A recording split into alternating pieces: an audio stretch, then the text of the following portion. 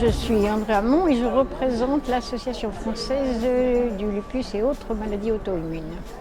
Le lupus est caractérisé par des manifestations cliniques variables d'un individu à l'autre et par des anomalies biologiques multiples. C'est une maladie chronique, non contagieuse, d'origine immunologique dont les causes restent toujours inconnues.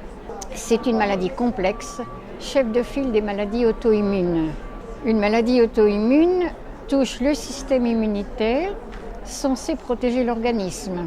Ce dernier, en se déréglant, se retourne contre lui.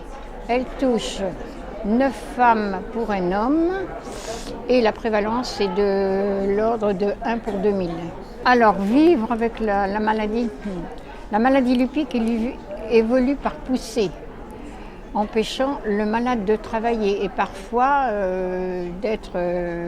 devant être hospitalisé. Vivre avec un lupus est angoissant.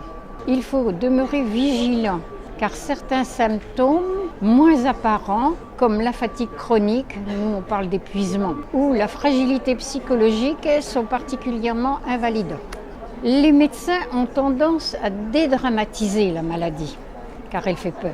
Mais en tant que malade et ex-présidente de l'association, je ne puis m'empêcher de penser à tous ceux qui sont partis au cours de ces 35 années.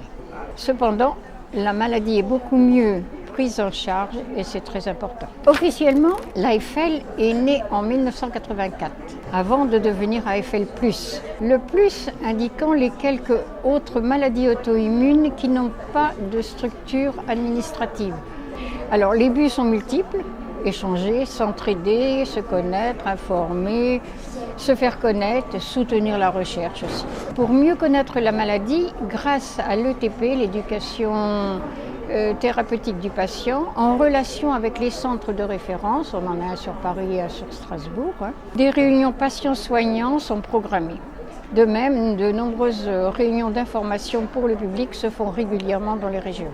C'est vraiment une présentation succincte de la maladie et de l'association.